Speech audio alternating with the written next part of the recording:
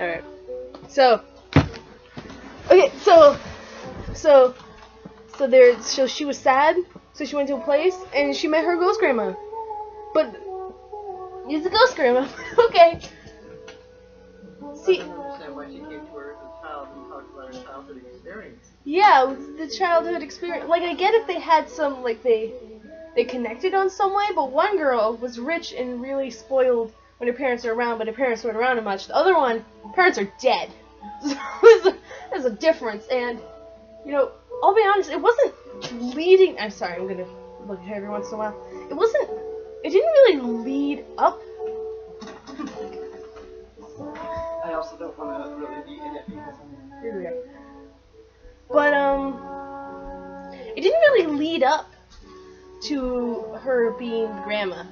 It was more leading up to something like she was a ghost of some sort that was murdered and wanted a friend or something like that, or like, but the whole idea that she was her grandma, it wasn't really like the idea that they were related, and the whole idea, because she was a little girl at the time, right? So the whole idea and any build up to her having a child that she had issues with, and then they had a kid and she had to take care of the kid, because you didn't get that because she's a little kid and they haven't reached that point yet, right? So you never got that. The highest you got was Taka whatever. And it showed that they had a connection, but not a romantic connection. They danced, and then he saved her from the, I want to say the asylum. It sounded like they were saying asylum, but it's not. But still, they didn't really build up that. The closest they got to building up that certain plot twist was the fact that Mari sung to Anne when they were dancing, and then a little later, not even the next scene, a little later, Anna had a flashback of Granny singing to the child, but I didn't even connect. I connected Because a lot of people sang in that, so I didn't really connect that it was supposed to be the same song. So I connected that it was. I knew that Marnie was the little girl's grandmother.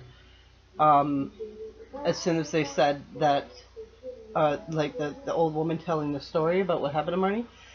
I figured it out there. Sorry, I figured out when it said that the daughter and her husband had gotten a car accident. yeah, I was like, oh, it's her grandmother. Oh, it's her grandma. But through the whole story, my view, like, when they were talking about her being put in the silo to scare her.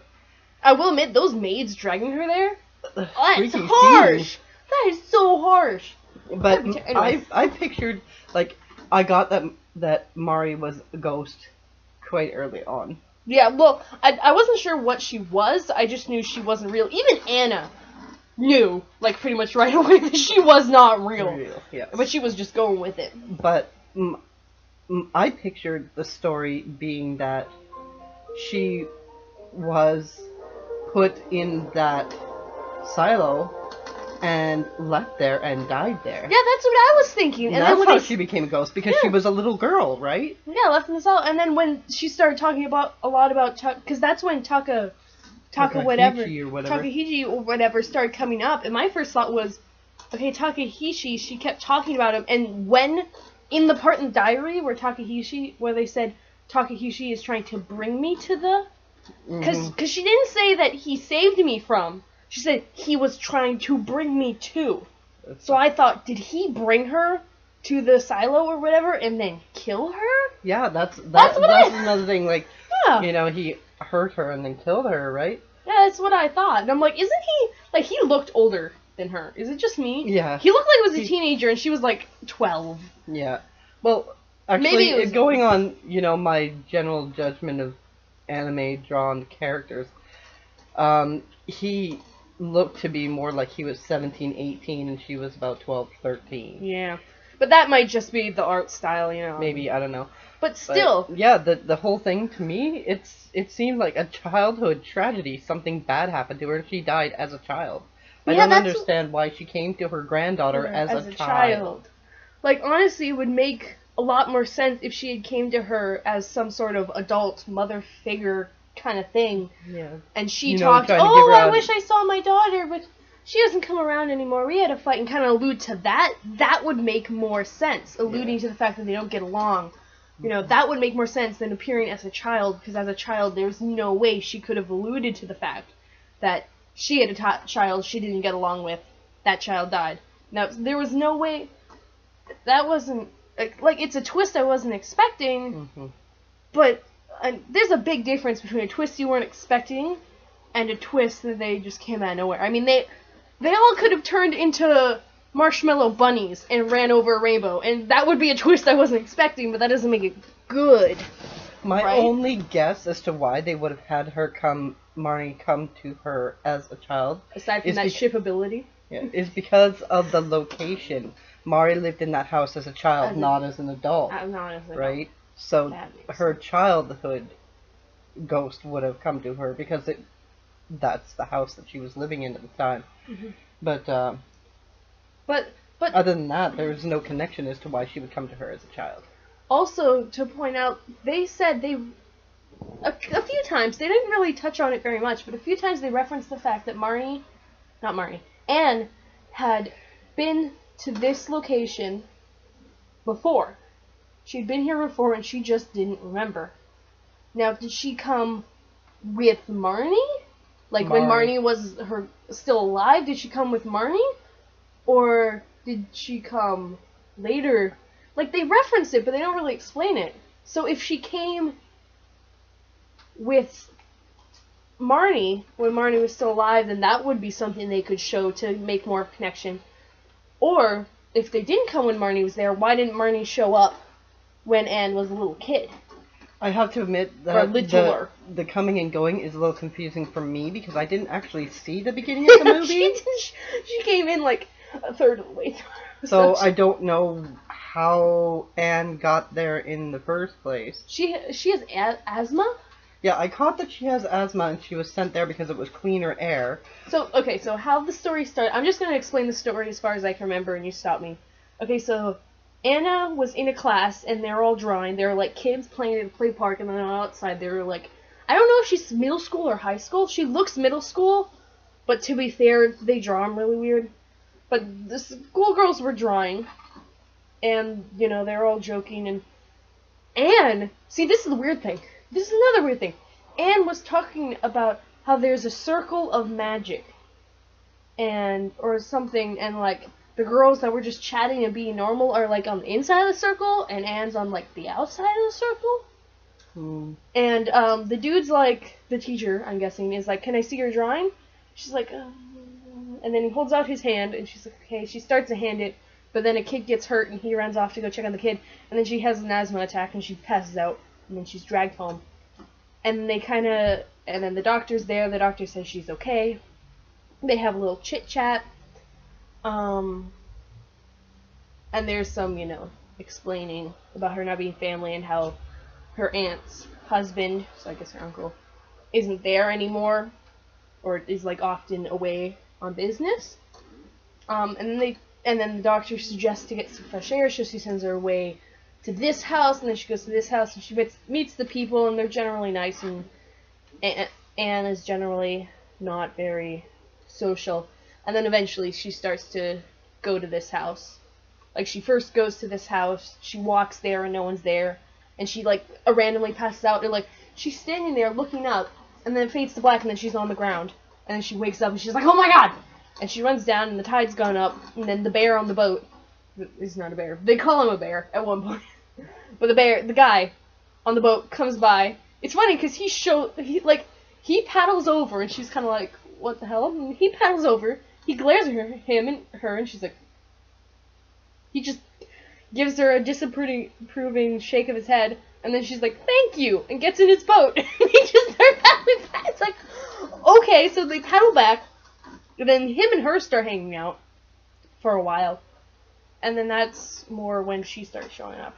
And then not much happened. And did you see the dance party? Yes. Okay. Where she had the flowers and stuff? Yeah. Mhm. So that was, like... It was a really weird story. The transitions were really, really odd. I couldn't tell, because at one point they clearly tried to define the fact that fog meant she was in a dream. But then there were a couple times there was a fog, but then the fog went away and it was supposed to be real, and it's like, you can't start to set up rules and then break your rules. We don't know how to process things. And plus, it was kind of confusing when the painter lady was explaining the story of Marnie, how Anne started to show up in the storytelling. And it wasn't like, it wasn't Anne thinking about the story. Anne would, like, look around and be like, oh my god, how did I get here? Like, was Mari showing her? I don't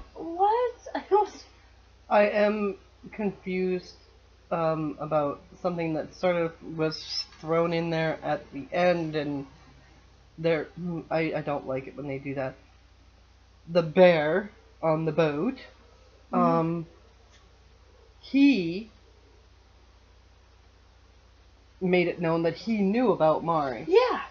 But he had no connection in the story whatsoever. Right at the end, he says something about referring to Mari, and he knew about her ghost being there. Yeah. But they never said how he knew her. He was in the story none whatsoever except to pick her up. Except to pick her up, and then there's one time. Yeah, and then there's one time where they are on a boat.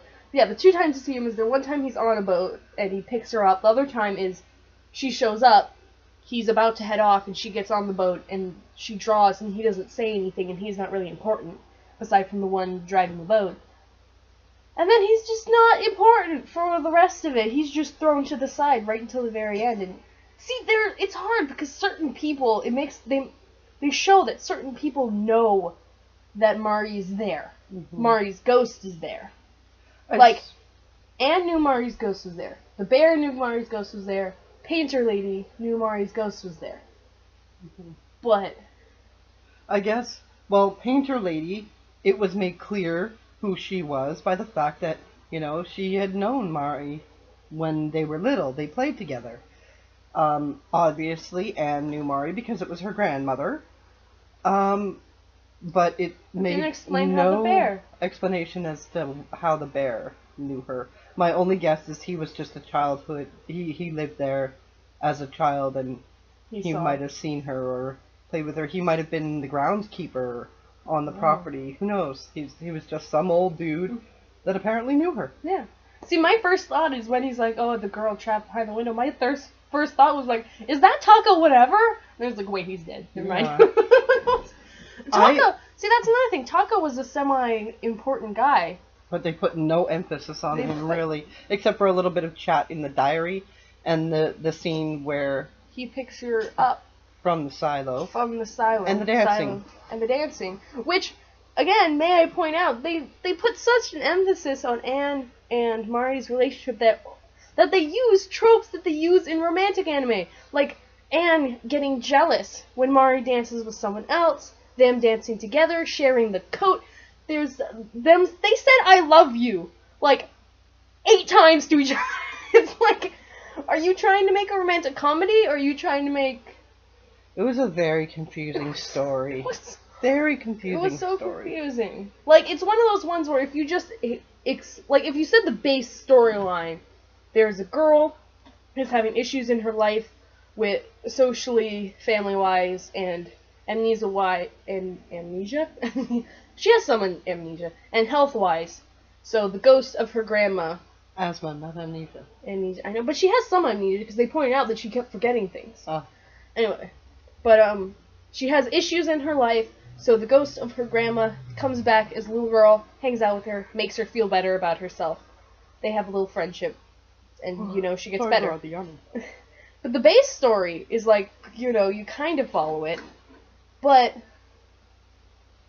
if you get into the details, you're like, why? What?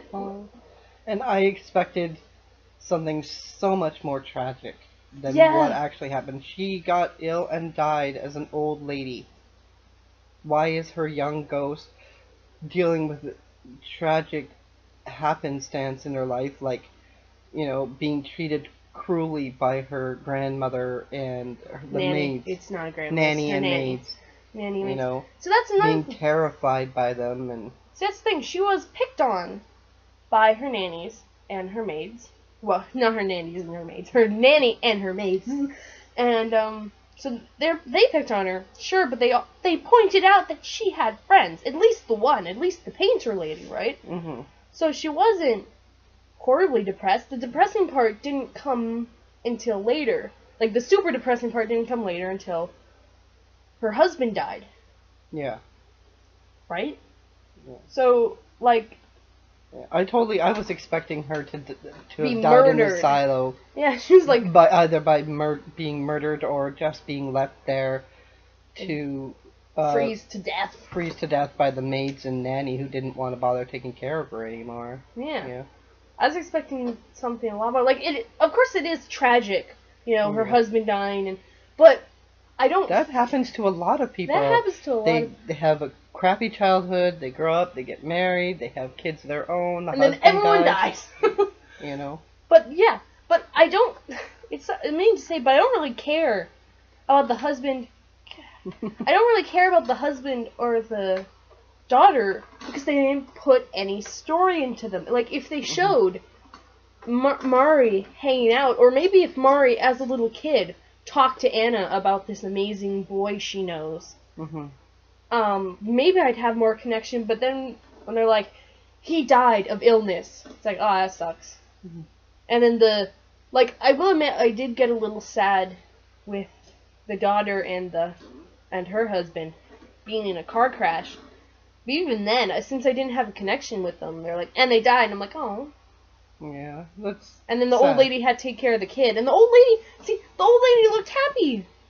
And then she died. It's like, well, it's just death, and death, and death, and death, and death, and death. Yeah. And now she's a ghost as a little girl, and she's hanging out with you. Yeah. She did grow old. She had a life, and she grew old. Okay, it wasn't the happiest of lives, but she had a life and grew up and grew old. And died. But why is she coming back to Mari as a little girl? When you show a little girl ghost, or a little kid ghost, it's one of two things. It's either A, they died as the little kid, or B, they're trying to connect with someone when they're, like... When the circumstances are similar. When the circumstances are similar, like if a kid lives with a family that beats him up, and then he grows up, and then eventually dies, he might come back as a ghost to hang out with another kid that gets beat up by his family. So there is a connection, but they don't have either of that. Not only did she grow old, but they don't... They have their childhood experiences are nothing similar to each other. No. Like, one... I guess you can say they both felt neglected, but one was neglected because their parents were douches and left. Bailed on her all the time. And the other one is because they died. They're dead, right? And Anne is being, having emotional issues and won't connect to anyone else. Which is also another thing I find kind of weird. Like, I'm guessing Anna is supposed to have some form of depression or something of that sort. Or at least it seemed like it, which was understandable. But they were trying to imply that Anne's grandma died, Mari died, when Anne was really young. And then they didn't explain how long Anne was in the orphanage until she was taken into foster care, which confuses me. I thought foster care and orphanages were different. If you're taken from an orphanage and put into a family, isn't that adoption? Not. No. There is a huge difference. Okay, an orphanage is where children with no family go. Then they foster them out to get them, especially if the orphanage is getting too full, they will foster the children out. If the people that are fostering them want to keep them, they will usually go the legal path and fully adopt them. But they don't, obviously. Mari's or Anne's foster parents chose not to do that. But anyway, so the point is, they didn't say how long how long Anne was in the orphanage, right? So it would have made sense if Anne had recently been taken in by these foster people and she was trying to adjust. But my first thought is that Anne had been in this foster situation for a while.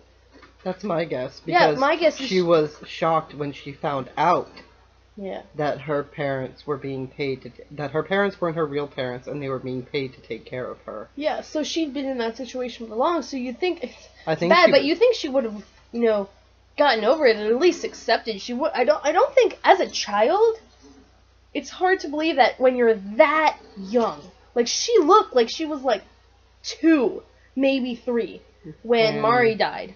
Yeah. So she was to just little. be that bitter since 3 years old, that seems kind of odd. Well, no, she wouldn't be bitter at 3. She Be would have guilty. been. Mari would have died. She would have been put in the orphanage. Then the foster parents came and took her when she was still young, 3 or 4. She didn't find out that she was a foster child until years later when she would understand it.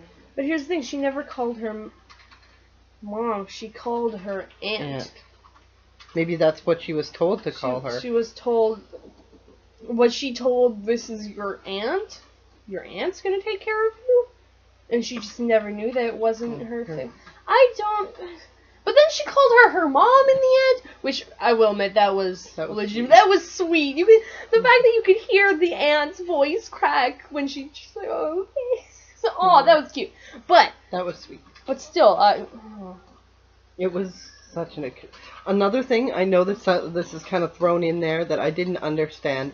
Is the last time in this particular scene that Anne went to see Mari after Mari had disappeared while they were in the silo, and Mari is freaking out, or Anne is freaking out, and Mari is begging for Anne's forgiveness.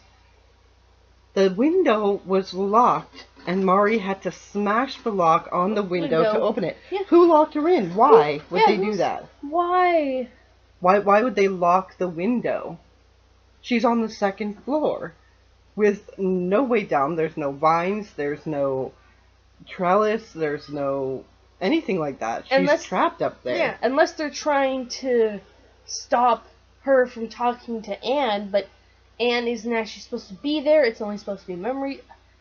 I don't get why they broke the... Also, the forgiveness, now that I think back on the forgiveness, when you first watch it, they make it seem like Mari's asking to be forgiven for abandoning Anne in the silo, which she partly is, but now that I think back of it, do you think Mari is asking for forgiveness for dying when and not taking care of her like she promised? I don't know. And another thing, there are 2 parts, maybe 3. Definitely 2 parts. Definitely 2 parts in the movie where Anne and Mari are hanging out, and then Anne has this psychedelic vision-y thing. She freaks out, and then she wakes up from sleeping, and then Mari is like, "Oh my God, you disappeared!" And I'm like, what?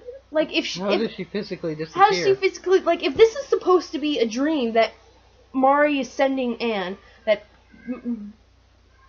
Mari is a ghost, then, the disappearing, that wouldn't happen. But, see, that made me think that what if it's time travel? What if Anne was time traveling somehow and she kept disappearing because she was fading back into the normal world? And that's what I thought, but no, she's a ghost, and it clearly shows, that they're happening at the same time. So that's the weird thing, is half the time they made a distinct difference between when Anne was in the real world and when Anne went into the Mari world, because she went into a dream or something. But then there are times where she's talking and she's in the real world, and all of a sudden she turns around and there's Mari and she's there, and they don't see, half the time they make a distinct difference and half the time they don't.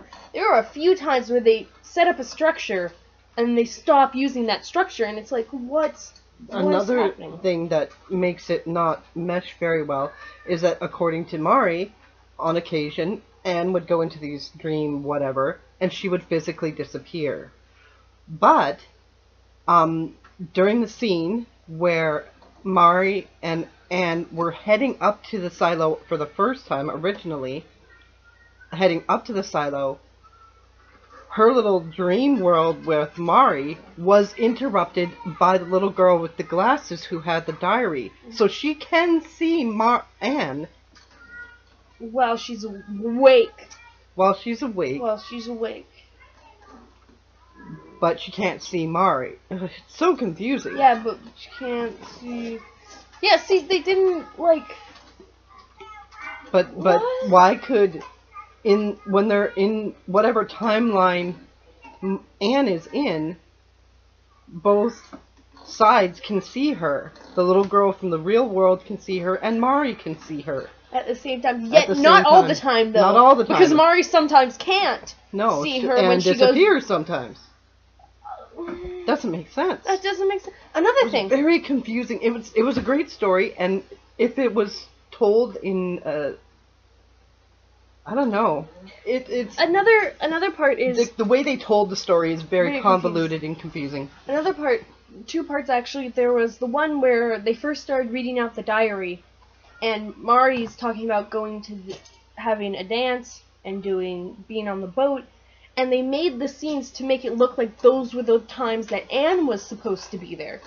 And I'm like, oh, with these memories, and then the thing Anne is seeing is just Mari taking those memories and stuffing Anne in there? But no, because in the diary it points out that she danced with the flower girl that was Anne. Right? So that was confusing. And also there's the other part, like, I thought Anne and Mari, when they were together, it was a special, separate thing that wasn't actually real. Like, Mari wasn't going through a timeline. Like, she made it very clear that this was different. Like, they both knew that this was something special. Mm-hmm. And that this wasn't normal. Yet, the fact that Anne was saved from the... Mari was saved from the Silo was saved from the silo by her younger ghost husband? Like, how is that another ghost, or is that a memory? Like, a ghost came and picked up his ghost's younger girlfriend? Yeah, I think so. Because her future granddaughter, disappeared while they were like... That's also another thing. Why didn't they... I guess they didn't have the grandfather having any connection to her because he died before... Before she was a thing. She was a thing, yeah. But still... How old was Anne's mother when the father died? They didn't say. But they did say that she just really recently... Young. Yeah, she just recently gave birth, but... Well, no, because when they put when Mari put her daughter in the taxi to send her to boarding school, she looked like she was about 7 or 8 years old. And then she came back 13.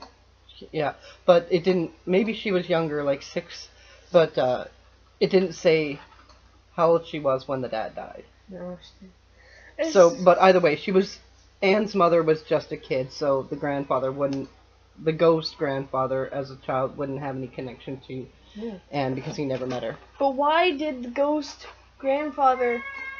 Like, if it was a memory, if Mari was giving Anne her memories of being in the silo and having the dude, Takaishi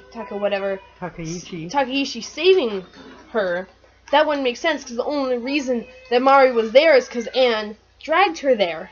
And they had... Yeah, if Taka, saved her from the asilo, how did Anne get in the asilo? Because they said that the maids dragged her up there, but then chickened out. So Mari went up there later by herself to be saved by her future husband, but it wasn't Anne at the time, Maybe but it was Anne the second time? It was only the first time, or just one particular time that the maids took them up, tried to take her up there, and they got scared. They might have tried another time on a sunny day, and it wasn't so scary. So they stuffed her in there. I don't know. I don't know, and I just, what? I think the biggest issue with this movie, the largest issue, like there's little things, but the largest issue with this movie is that figuring out how the girls' connection worked. Is this memories? Is this a ghost? How are they connecting, and how does the laws of the connection work? Oh my gosh, children, shut up. They're always loud. They're so annoying. Anyway. Especially around this time. So loud. Sorry about that. Anyway, the point is... Okay! Shut it! God. Just try and ignore them. But, yeah, if the story explained some way or another how the logistics of this time travel or memory thing or ghost thing worked... Yeah, it was so confusing. I totally didn't get it. I don't... Like, the baseline story is nice, but... Not horribly tragic. Not horribly tragic, confusing, and nothing... It sounds bad, but nothing really happened. Like, the biggest... Like, Anne was sad, she met with this girl, they hung out for a bit. I don't understand the purpose of the story. Yeah, what's the point of this? So Anne getting better because she talked to her ghost grandma as a little girl? Like, that didn't... Maybe it made her feel better, it made her life better, just knowing where she came from, who she was, you know? Maybe. Like, I see some... Like, there was some development, like the fact that Mari, like, complimented her art, and the fact that Mari says, oh, you're so lucky to be in the situation you are. Mm-hmm. And... I will admit that the whole finding out who you are, where you came from, can change a person's life. There is a lot of people out there who have been adopted, and their life goes into chaos because they don't know who they really are, where they came from, whatnot, what have you. Blah, blah, blah. And finding that out makes their lives better, just so that they have closure and clarity, right? But still. And in Anne's particular time of need, she's feeling neglected and unloved by the family that adopted her. Which is bull, because the family that adopted her really likes her and spends a lot of time with her, so she shouldn't feel neglected. I guess she just, when she learned that she was adopted, it kind of changed her view of herself. Which can. I don't understand that. Or not, she wasn't even legally adopted. She was just being taken care of by people who are being paid to do so. That's the thing. She knew that it was foster parents. Does she not know how foster parent... Because I don't know how foster parent work in other parts of the world. This is in Japan, so maybe foster parent is different. But as far as I know, here, if you're a foster child, your foster parents are getting paid to look at... That's just common sense. Yeah, mine were. So, like... How did she not paid like know? $600 a month to take care of me. I don't know how much mine was. I don't know how much yours was. But still, she knew she was a foster child, so she should know that her foster parent is getting paid, right? Well, like, no, I mean, like, when she was taken in, they wouldn't have said, yes, we're your foster parents and we're getting paid to take care of you. They wouldn't say that, but she knew it was because of how old you were when you went into foster care in the first place. You were made aware of that. Jessie, if she had gone in by herself, she would never have known that the foster parents were getting paid to take care of them. Still seems weird. Care of her. It's not something you would generally share with a foster child. Me, weird. I knew because I was 14 when I went into foster care, so I knew. You were 16. You knew. But they wouldn't tell a young child. It's still odd, and also, why did she call them her aunt? Like the uncle was never there, but she called her foster parent her aunt. And honestly, throughout most of the movie, I legitimately thought it was her aunt that she was living with. She was living with her aunt, and her parents were dead. I mean, they were. That's what I thought. And the foster parent was just thrown in there, and I'm like, okay, all in all, it was a very confusing story. It was so confusing. There were some sweet moments. There were sweet moments. If it wasn't for the fact that it was her grandma, ghost grandma, they would have hooked up. They so should have hooked up. like, how do you... They're just... I don't know. The closest I got to emotional is I felt a little teary when Anne saw the ghost of her grandmother for the last time before she left to go back to wherever she normally lived. And her grandmother was waving at her. I was like, oh. And I felt a little teary then, but that's about it. There was, I don't know. They built it up to be this horribly tragic, sad thing. It wasn't. It wasn't. I mean, like, again, having your children die and taking care of the grand, that is sad. Mm-hmm. But because you didn't get a connection with them, you weren't sad. I think the only time I really got emotional, like, there's sometimes I was like, oh my god, like, there's the one point where Mari and Anne are walking together and they're talking, and then Mari walks off a cliff. And I'm like, ugh! Okay, I missed that part. Yeah, no, they're talking. And she just walks off a cliff. And Anne freaks out and runs to the edge of the cliff. And then Mari's just walking on the beach and she's fine. And that was a pointless scare. But I think the only time I felt emotion, aside from I ship it, is when Anne called her foster parent her mom. Yes. And the mom choked up. That was sweet. That was sweet. But other than that, it's like... Ooh. See, some people like a mystery and like to theorize. Me, I don't like sitting through a movie and 80% of the time I'm like, what? What, huh? Like, what the hell is going on? What is the going? And I have to say, this is kind of weird, but no, even though they said they loved each other multiple times, mm-hmm. I didn't actually feel any emotional connection between the two. Except for, you could feel the jealousy of Anne when she asked about the guy she was dancing with. You saw the jealousy. But that's the only time you saw or connected any actual emotion with either character. They said they loved each other, but there was no really... You felt no emotional attachment between them at all. There's a lot of movies and shows that do that say, oh, they're best friends, and they just show a montage of them hanging out. Mm-hmm. And it's like, that's not good enough. That's just... I guess, for me, you have to see... I don't know. Love is a big step. Yeah, and they jumped into love. They knew each other for like 2 days, and they're like, "I love you. Never leave me, and you're my secret." Even though she wasn't. Go through things together.